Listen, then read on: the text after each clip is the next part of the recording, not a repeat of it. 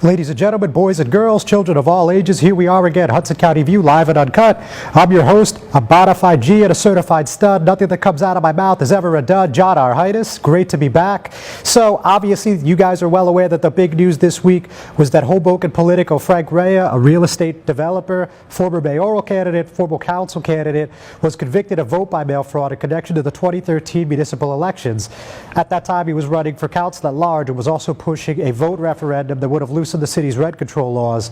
Obviously, we'll talk about this in depth. We were in federal court, of course, in Newark, U.S. District Court. That was Judge William J. Martini's chambers, all 6 days. So me and my colleague Mark Bucinich will be discussing that at length. But we have a lot of other news for you today as well. We're going to be sitting down with the chairwoman of the Hudson County Democratic Organization, Amy DeGise. We're going to talk about what the first half of 2020s look like, the presidential elections, and much more.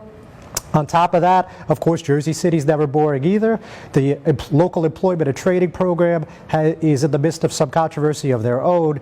The acting executive director was supposed to have his term expire in just a few days. That's June 30th, but it appears that he'll be there for much longer than expected. And they also appointed a new board chairman, but that only lasted for about 14 hours or so. So that's obviously something that we need to get into. And on top of that, just a couple quick notes. We also want to let you know, for those of you that'll be local for the July 4th holiday next week, that show in Jersey City, their fireworks extravaganza, will be headlined by Pitbull and Jersey City native Akon. So that's something to look forward to. That's a free concert if you're in the area, staying local once again. So we're going to take our first break. When we come back, we're going to sit down with Amy. So you guys just sit tight. We'll be right with you. It takes more than a state-of-the-art medical facility to make a great hospital. It takes a team of dedicated medical professionals. That's the Jersey City Medical Center, Hudson County's #1 hospital.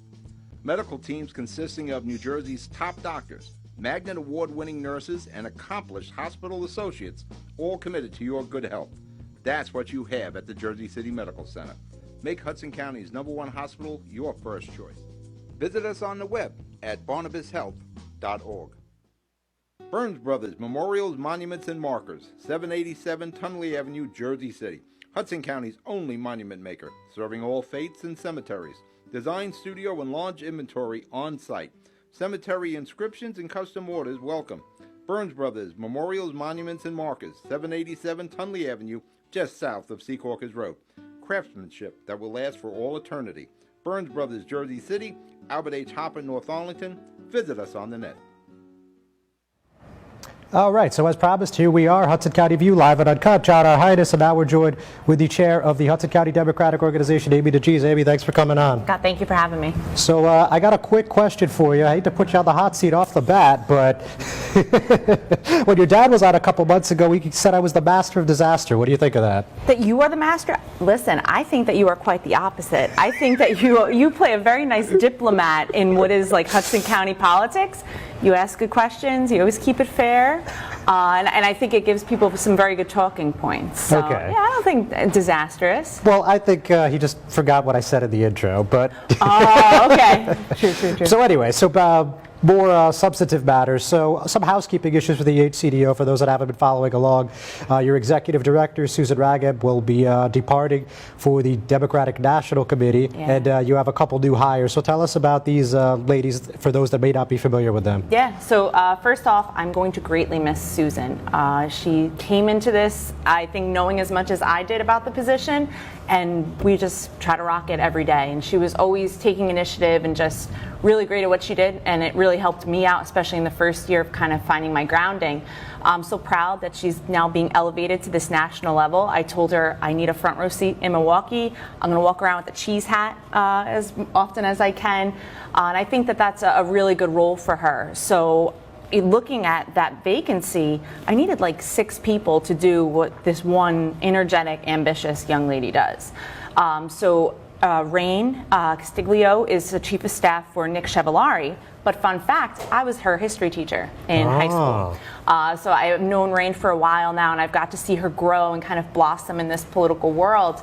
And I knew that she would be great to have on a part-time basis, because I cannot steal her from the assemblyman, and allow her to kind of elevate herself and just kind of show her stuff at a county level. And then we have Julietta Voigt, who has been kind of around in the background, helping organize fundraisers and get to know some of the key players and things like that. And she really would like to take the initiative and take the step up. So I think having someone that's a little bit more experienced and someone that's kind of new, put them together, and I think that we're going to still continue paving forward. So hopefully, we have that same type of organization that we did under Susan. All right, very good. So the timing is not bad. Obviously, we're past the primary. Most of the fun and excitement was in May, as you obviously remember. Yes. But we did have that one upset in East Newark, of all places, Dina Grillo defeating incumbent Joe Smith. So just have you had a chance to sit down with her, and what do you think's going to be the future there in West Hudson? So, and that was a sad one. Mayor Smith took a lot of pride in his work, and he did it for a long time. And he actually called me that night, where usually you would think be the other way around, and says, I'm proud of what I did. I'm proud of the work. We're very proud of him at the organization. Dina and I have spoken. She sounds really energetic. She sounds really up for the task, and did not run an ugly or dirty campaign at all. Wasn't looking to, hurt the mayor in any way. So I think she's going to take on this role, give it some breath of fresh air, shine some light on East Newark, work on some of the shared services that they get through. We haven't sat down yet, but we do have plans to do so. And I'm looking forward to that. I think it'll be nice to have a female at the table. I jokingly said I have no more 12 angry men at my leadership meetings. So it'll be nice, and I think it is reflective of the community of trying to bring in some new blood without banging out the old. Okay, yeah, that's different. That's a change of pace. Yeah. So, with that behind us, obviously we're what most people call the dog days of summer. So what do you have on your radar at this point, between now and the end of 2019? So luckily November's election, as compared to last November, will be pretty calm for us. So we're going to use this summer and the early fall to set up in our new office. We're on Danforth Ave now in Jersey City. We're creating more of a community type office. We want to have info sessions. We want to hold meetings. We wanted to have, community members as well as elected officials kind of filter through there. So as we're getting adjusted, we're still working on our caucuses and committees. Next to go will be our Asian Pacific Islander, Women's Caucus, and Hispanic Caucus. With all of the cities wanting to have a presence in them, it was difficult for me to assign, just one or two people. So we just try to keep it as diplomatic and open. So hopefully all of those mission statements and their goals for the upcoming year will be established by the end of the fall. And we could start generating some notice to them and what they're doing for the advocacy groups. Okay, sounds like a plan. Yeah. So obviously we're well aware we're already into the presidential season, even though the election's not till next year.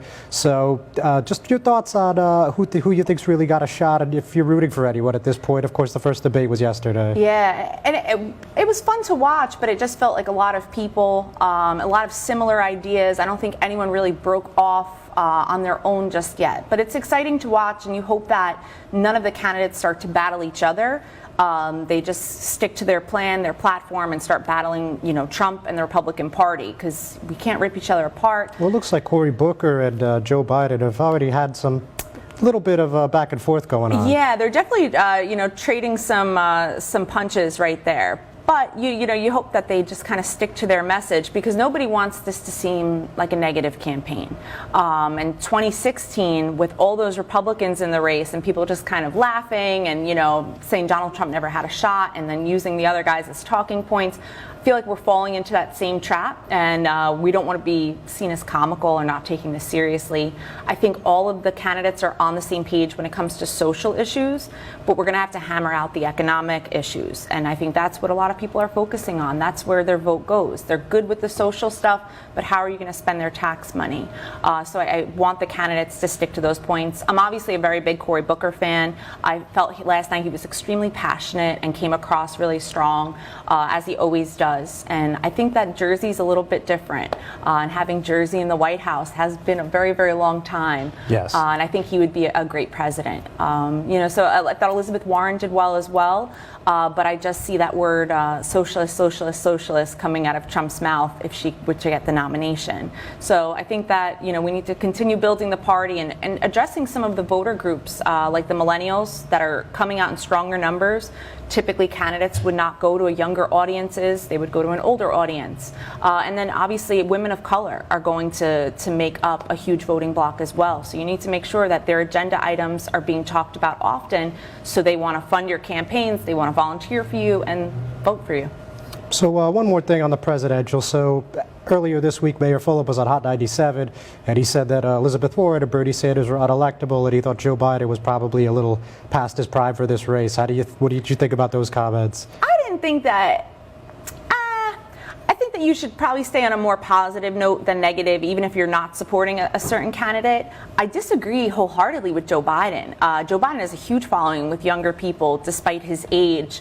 And I think his experience is something that people in their 40s, 50s, and 60s, they like that he's had that experience in the White House, in Washington, D.C., that they feel like he can beat Trump. And I think that that's the Democratic goal right now, is not just put a good Democrat in there and someone that you support, but you have to beat Trump. And it's very, very likely that this man is going to have a second term. As much as we laugh and roll our eyes at what he does, it's very likely. And I also hope the mayor addressed that Ebru in the Morning had called out the Jersey City schools on multiple times. So I hope he went on there and defended the school district and the teachers for that. Well, perfect segue, actually, because, of course, we're still talking about school funding. Who knows how many weeks in a row now. And, clearly there's parents, teachers, and other staff that are concerned about this. At first it was supposed to be like a $60, $70 million shortfall, then it's 100, and it's 120. And, the numbers keep bouncing up and forth. But look, it's a big hole. This is something that's obviously going to be a continuous problem for years to come. I mean, obviously you were on the board for a year and change. I mean, and of course, a teacher as well. So when you're seeing this, hearing this, I mean, what's your take, and what do you think the best corrective measure should be here?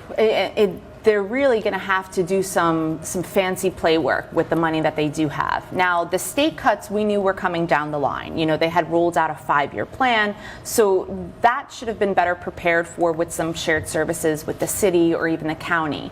Demanding funding from the city seems like the best approach, but then people get alarmed that their tax dollars might go up, and the city council members and the mayor are concerned about their budget as well. But there has to be a better connection between the Board of Ed and the city council. And we saw that meeting a few weeks back where the Board of Ed didn't go to a meeting that the council was holding to talk specifically about that. I feel like that was a no-brainer. It was an easy way to get some ideas out on the table, to discuss some of the needs, because the council people, as well as the board members, understand the needs of the community. We know that keeping kids in school for after-school hours and productive activities like sports or the arts keeps them out of trouble. And that's, if you want crime rates to stay down, you have to keep kids in school longer. But those get cut first with all of these budget cuts. So I feel like the city and even the county could probably step in with some after-school shared activities to help support the teachers and keep the kids in there longer. Because these budget cuts aren't just going to reflect teachers' pay cuts and the staff, their paychecks. They're going to reflect what we can offer our students to be, competitive in New Jersey and the rest of the nation. So I think that they should hire a full-time grant writer and start trying to find some money that's out there that people could, supplement some of these gaps. All right. Well, clearly this is something you've given some thought.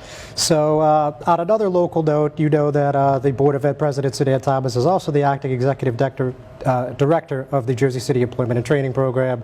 He got another 90-day appointment last night, and there was a new board chair, Robert Knapp, named, and now this morning he's resigned already, so that's unusual even by Hudson standards. Even by Hudson standards is right. Yeah. So, obviously, this isn't something that you're intimately involved in, but just, watching from the sidelines, what's your take on all this? It seems, I read one of your articles recently that talked about all of the expansion of programs at JCETP, and it looked like, they had turned a new page.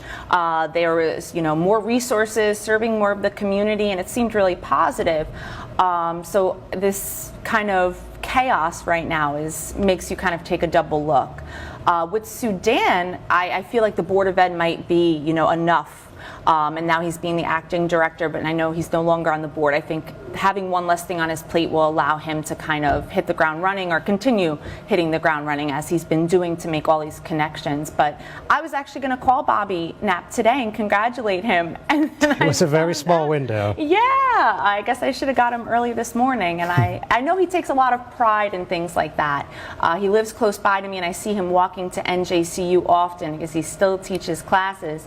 And towards the end of the last semester, I said, "Oh, you must almost be done." He goes, "I hate when I'm done." and it really, I was like, what a good educator and man you are for your community, that you just don't want to be stagnant. So I hope all is well, because I think he would have offered some really great perspectives on what has worked in the past, and he has a good vision for the future as well. Very good, Amy. Well, thank you everyone for tuning in. Amy, of course, we thank you for your time. We're just going to take a quick break. We will be back momentarily. Newport, the luxury waterfront community on the Hudson River, offers the quality of life you deserve in 10 high-rise rental towers with amenities such as the on-site Newport Path subway, light rail and ferry service, Newport Town Square, 3 playgrounds, dog run, upscale restaurants, retail giants like Sears, JCPenney, Macy's, and Target. Morton Williams Supermarket is just outside your front door. A health and fitness club, spa, skating rink, and medical facilities are also on site. NewportNJ.com.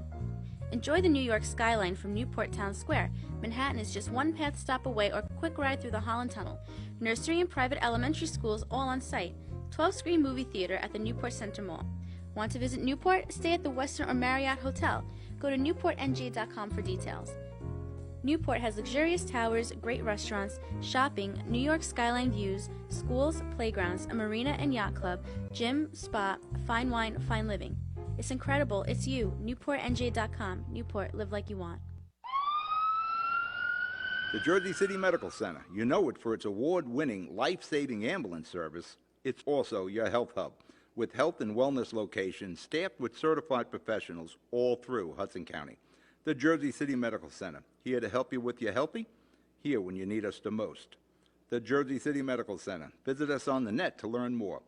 Jersey City Medical Center, Robert Wood Johnson, Barnabas Health Facility. Let's be healthy together. All right, Hudson County View live at Uncut. John Arhitis, and I'm joined to my right with my colleague Mark Bucinich. So Mark, obviously, needless to tell you or anybody watching this, that the big story, again, was Hoboken Politico Frank Raia being convicted of vote-by-mail fraud. So there's a lot to say, but I guess just in short, the jury deliberated for about a day and a half. A lot of people were chattering, amongst themselves from the streets in Washington and elsewhere in the Mile Square, that they thought this could be a hung jury. Obviously, that's not what happened. The jury came back with a unanimous decision in William J. Martini's court, and we are where we are. That sentencing is going to be October 3rd, and that's supposed to be for now at 10 a.m., where he could face a max sentence of 5 years and a $250,000 fine. So I wanted to have you weigh in on this particular topic, because you were actually there when Raia testified. So obviously we saw what you wrote. Unfortunately, there's no tape recording in federal court. So if you could just provide a little color for the viewers about what happened that day, his demeanor, the sights and sounds of the courtroom, if you could. Yeah, sure, John. Yeah, I was there last Thursday, and at the beginning of the day, there were several witnesses that first appeared, and then when Mr. Raia decided that he was going to testify in his own trial, Judge William Martini did say to him, advise him that he didn't have to do that, but I guess Mr. Raia was determined to do that because he wanted to prove his innocence. And, it was interesting. Before things got started, I was sitting outside the courtroom and saw him there speaking with somebody, and I assumed it was his defense lawyer, and sure enough, it was Mr. Alan Vegas from Bridgegate fame, Zagas rather, I should say, from Bridgegate fame, right? Correct. And who represented David Waldstein a few years ago. And so Mr. Zagas didn't seem to have any issue with Mr. Raia testifying. And during the course of his testimony, the prosecutors said essentially, well, Mr. Raia, we have 3 witnesses who cooperated with the government who said that you did indeed pay voters in exchange for votes, but you're saying that you did not do that. And Mr. Raia said that essentially that Matt Colicchio Mr. Frazier and Mr. Michael Holmes were all liars. All right, well, that's a pretty good summation, I would say. What was interesting, and you know, it's all very interesting in my opinion, but one thing that really stuck out was just the fact that, you know, he would take, I mean, just the general fact he would take the stand. I mean, that really surprised a lot of people. I mean, going in, I wasn't expecting that. Were you? No, not at all. I thought for sure that Mr. Zegas would lean over to Mr. Ray and say, Frank, this may not be such a great idea, but again, it seemed that Frank was very determined to testify because he wanted to set the record straight that he did not indeed pay voters in exchange for votes that would be beneficial to him, and obviously his referendum that he was seeking to overturn rent control laws in Hoboken. Right. So, you know, a lot of this trial was about let the people decide, that super PAC that tried to get that referendum you just mentioned that would have loosened rent control laws. They were trying to get that passed, and of course, again, Raia was running for council at large. That team was called One Hoboken, and there was some controversy because they hired a payroll company between Let the People Decide and the payroll company called Blue Water Operations. They were paying dozens of workers that didn't actually have to appear on ELEC because Blue Water was getting paid the bulk sum to then pay out the workers. And like you mentioned, you know, Colicchio, Holmes, and Frazier all said that Raia was in charge of Let the People Decide, and it was at his direction that they were getting people to bring unopened ballots back to his social club. So, all in all, I mean, what was your final takeaway? I mean, did you ever feel like, I mean, I know you only were able to get to court once, but based on what we spoke about, what you read, did you ever feel like Raia had a shot here?